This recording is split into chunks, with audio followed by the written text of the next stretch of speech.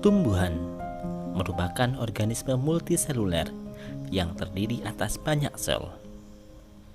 Sel-sel tumbuhan yang memiliki bentuk, susunan, dan fungsi yang sama akan membentuk suatu jaringan tertentu.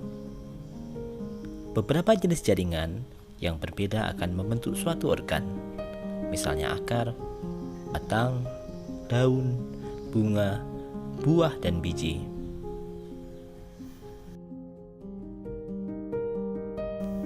Berdasarkan aktivitas pembelahan sel, jaringan tumbuhan dapat dikelompokkan menjadi jaringan meristem dan jaringan permanen.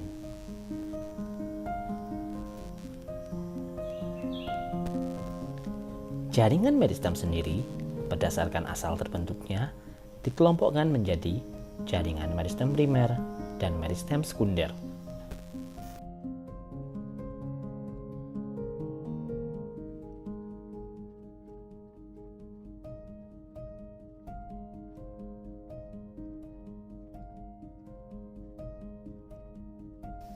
Meristem primer adalah jaringan meristem pada tumbuhan dewasa yang sel-selnya masih aktif membelah.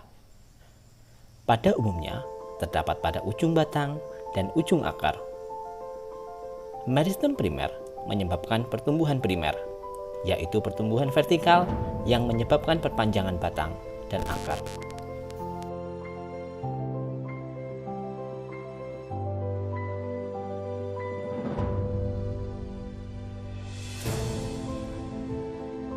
Meristem sekunder berasal dari sel-sel dewasa yang berubah sifatnya menjadi sel-sel meristematik. Contohnya adalah kambium dan kambium gabus. Kambium dapat ditemukan di dalam batang maupun akar tumbuhan dikotil, gimnospermae, dan beberapa tumbuhan monokotil. Kambium menyebabkan pertumbuhan sekunder sehingga batang menjadi bertambah besar.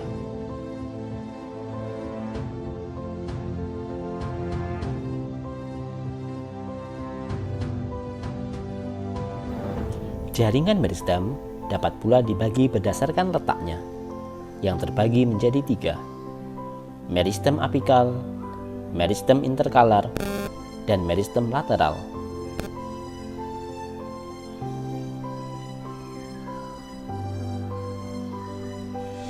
Jaringan permanen adalah jaringan yang berasal dari pembelahan sel-sel meristem primer maupun sekunder yang telah berdiferensiasi.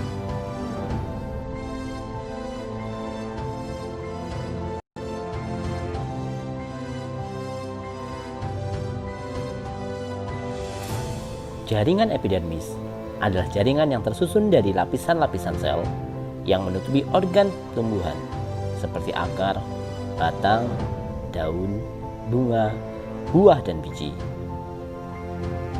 Jaringan epidermis disebut sebagai jaringan pelindung karena berfungsi melindungi bagian dalam tumbuhan dari segala pengaruh luar yang merugikan, misalnya perubahan suhu, kerusakan mekanik, hilangnya air melalui penguapan, dan hilangnya zat-zat makanan.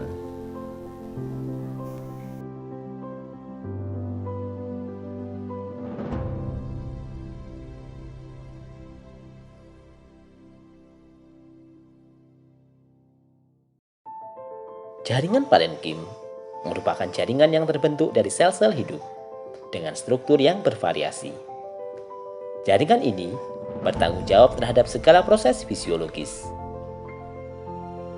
Jaringan parenkim juga disebut sebagai jaringan dasar karena dapat dijumpai hampir di setiap bagian tumbuhan. Berdasarkan fungsinya, jaringan parenkim dibedakan menjadi parenkim asimilasi yang melakukan proses fotosintesis, parenkim penimbun yang berfungsi menyimpan cadangan makanan, parenkim air yang mampu menyimpan air, parenkim udara yang mampu menyimpan udara pada ruang antar sel, parenkim pengangkut yang terdapat di sekitar xilem dan floem, parenkim luka yang bersifat meristematis.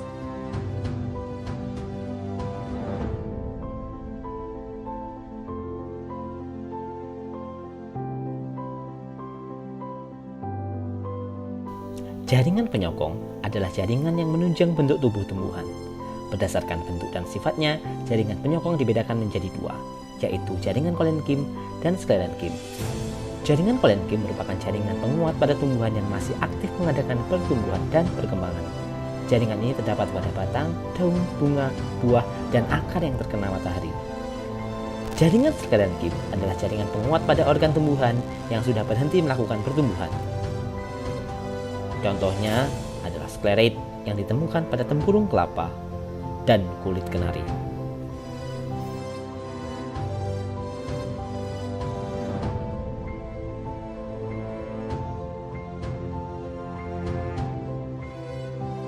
Jaringan pengangkut adalah jaringan yang berfungsi mengangkut air dan garam mineral serta zat makanan hasil fotosintesis. Jaringan pengangkut pada tumbuhan adalah xilem dan phloem. Xilem berfungsi mengangkut air dan garam-garam mineral dari akar menuju daun.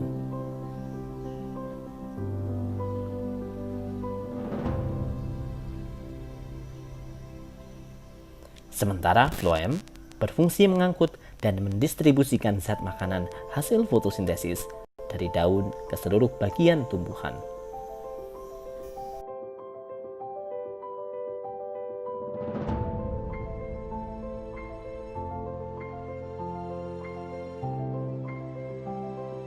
Jaringan sekretori merupakan sekumpulan sel yang berfungsi menghasilkan suatu zat. Pada tumbuhan, terdapat beberapa macam jaringan sekretori, antara lain saluran getah seperti pada tumbuhan karet, sel-sel resin pada tumbuhan pinus, sel-sel lendir, sel-sel penyamak, dan sel-sel mirosin.